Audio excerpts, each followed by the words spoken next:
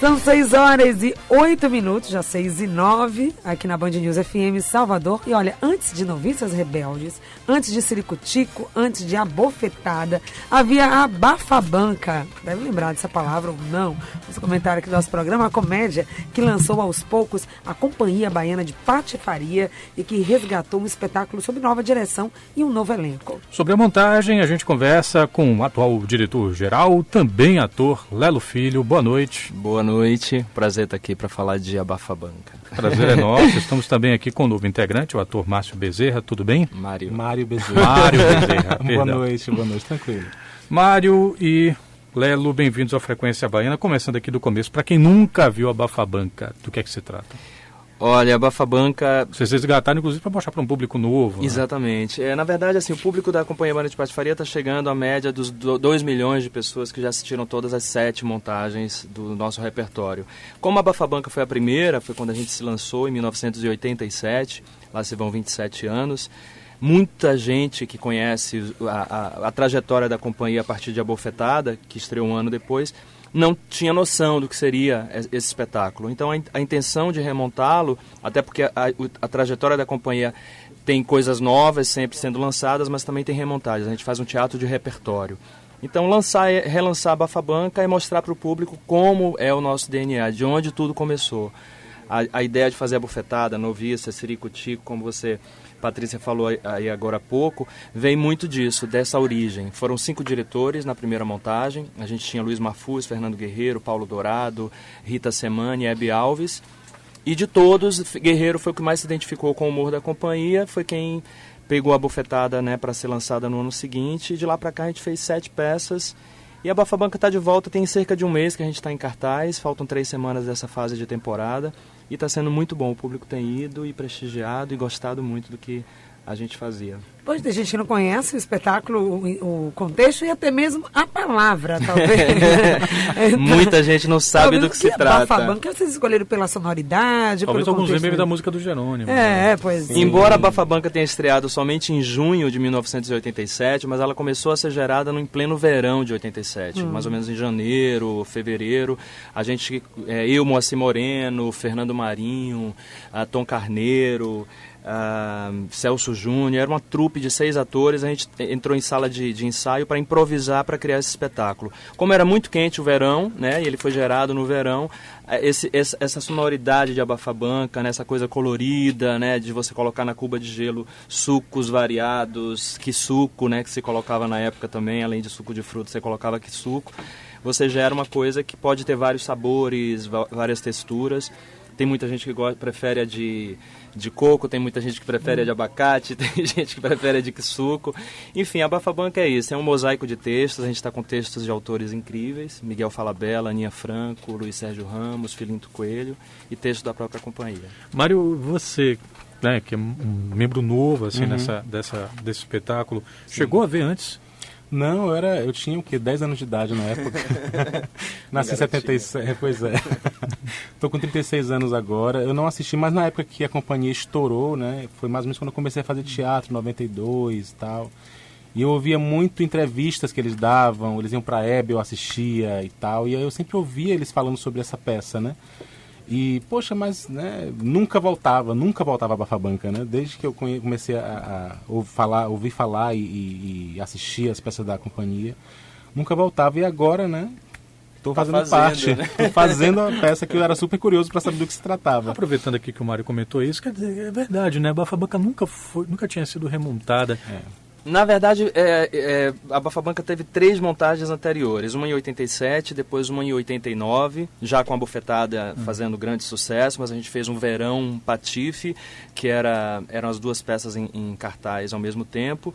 E em 1990 a gente relançou ela mais uma vez essa versão, inclusive, que está em cartaz agora, é a 4ª versão, é inspirada da de 1990. Que alguns quadros, alguns esquetes da primeira montagem saíram, ficaram esses que estão selecionados agora e que estão Com exceção de uma cena escrita por mim, Moacir Moreno, a várias mãos de amigos que passavam, que era a cena das grávidas, a cena das Marias. Muita gente que conhece a montagem original vai lá e se decepciona porque as grávidas não estão. E Fernando Guerreiro defende a ideia de que as grávidas já pariram, entendeu? Essa cena já foi, já era. Mas não, na verdade ficou ali o gostinho de quero mais. Quem sabe numa próxima remontagem, numa próxima temporada, a gente não volta com a Bafabanca com mais um esquete, entendeu? Agora, Lelo, você trouxe aí no início da sua fala um número, né? Falou do número de espectadores que a companhia já tem. E que ideia isso traz pra gente? Que informação, além desse número, isso traz pra gente do ponto de vista da cena do teatro aqui no estado, né? A gente pode considerar isso um marco? O que isso agregou ao trabalho de vocês enquanto companhia aqui do estado? Eu acho que a companhia, desde que ela surgiu, e ela surgiu de maneira não muito pretensiosa, assim, de ser um grande sucesso, a gente só queria trabalhar. Eram atores desempregados querendo trabalhar e querendo lançar uma coisa nova, uma novidade. A comédia andava longe dos palcos já há algum tempo. Era um período de final de ditadura, ainda se enfrentava os tais ensaios para censura, entendeu? A Bufetada, por exemplo, é um espetáculo que ainda estreou, né? Tanto a Bufetada quanto a Bafabanca estrearam depois de ter que ser ensaiadas para um censor. Então, assim, o censor ia assistir e dizia, pode ou não pode, vou cortar isso, vou cortar aquilo. Felizmente, essas duas peças passaram pela censura, mas foi um período meio tenebroso no Brasil. Então, a gente veio com a comédia, a gente veio com o humor. Isso era meio que novidade. Homens fazendo personagens femininos, 5 diretores, a gente veio cheio de novidades. Eu acho que de lá para cá, 2 milhões de espectadores para as 7 montagens, significa que a gente conseguiu se comunicar, a gente consegue se comunicar. O nosso humor, de certa forma, chega nas pessoas.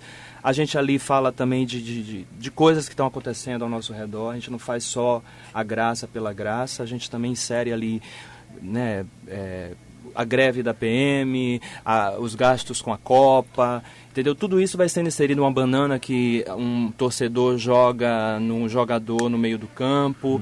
Tudo isso vai sendo inserido dentro do texto e a gente vai aproximando da plateia, vai atualizando e vai se comunicando. Então, acho que é isso. Segredo, né? No material de divulgação de vocês, consta assim, a informação de que a Bofetada, assim como outras peças, fazem parte de um contexto de pesquisa que se faz do gênero do humor. Como é que essa pesquisa acontece? Como é que ela se apresenta no palco?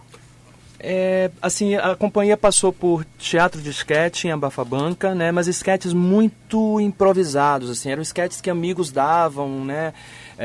Eu faço um esquete, por exemplo, chamado Alva Mãe, que na verdade foi a história que aconteceu com um parente de um amigo e que a gente transformou em dramaturgia. Então, na verdade, não era um esquete escrito para teatro, mas a gente transformou aquilo teatralmente. Uma mãe que foi para passar a Semana Santa em Nova Jerusalém, volta cheia de novidades para o filho único que ela tem, traz 1000 presentes, e chega em casa, depara com ele numa situação meio que surreal, assim. Ele está muito acompanhado de bastante gente, e aí ela toma um choque.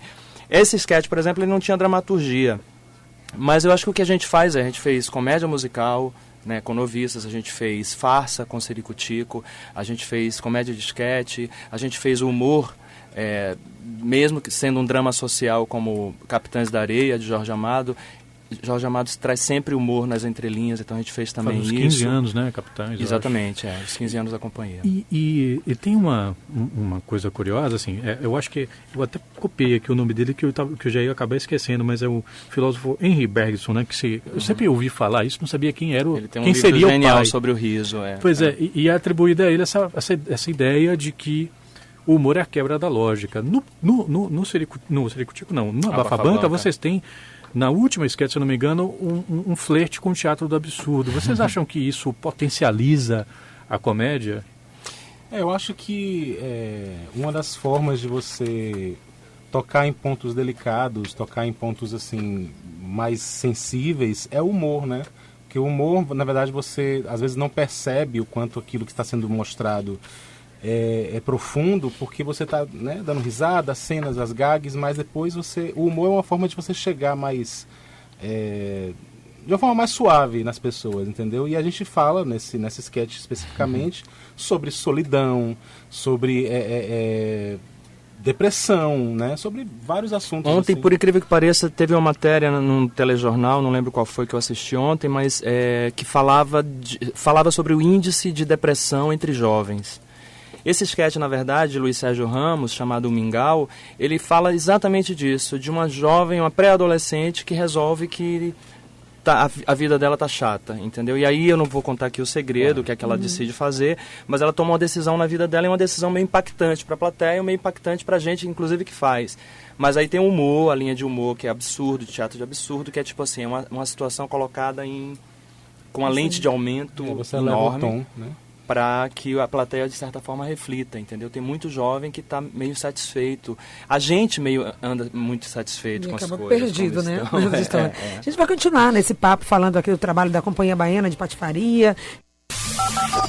Band News FM, Salvador, 99,1. Só notícia, só FM. Band News FM, Frequência Baiana.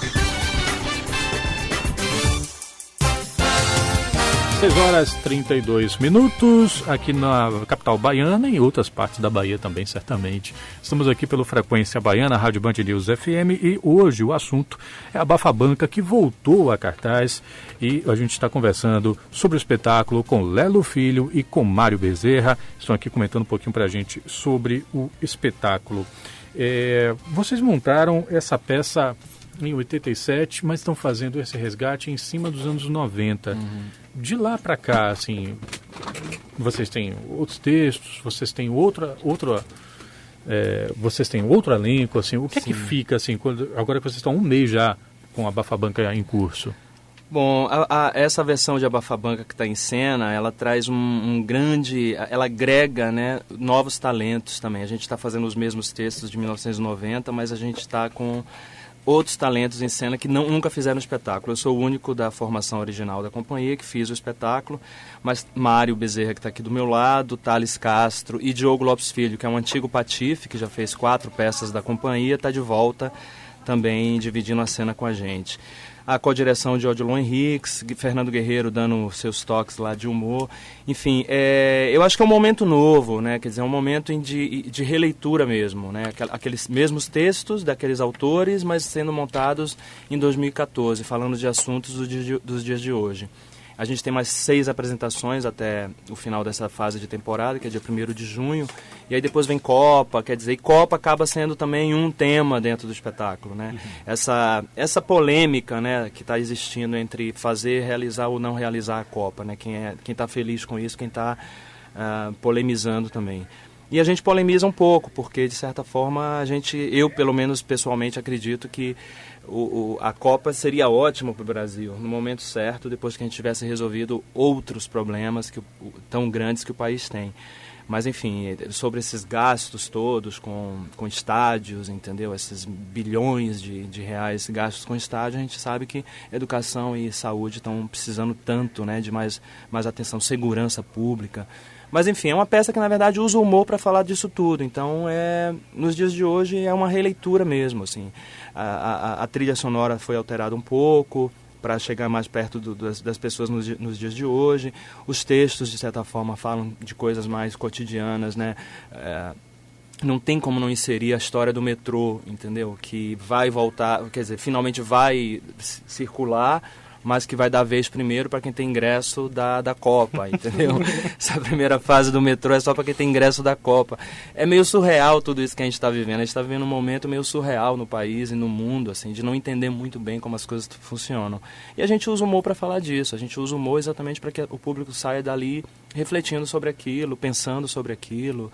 E aí tem ido jovens, tem ido adultos, tem ido fãs da companhia que já conheciam a Bafabanca, tem ido gente nova, enfim.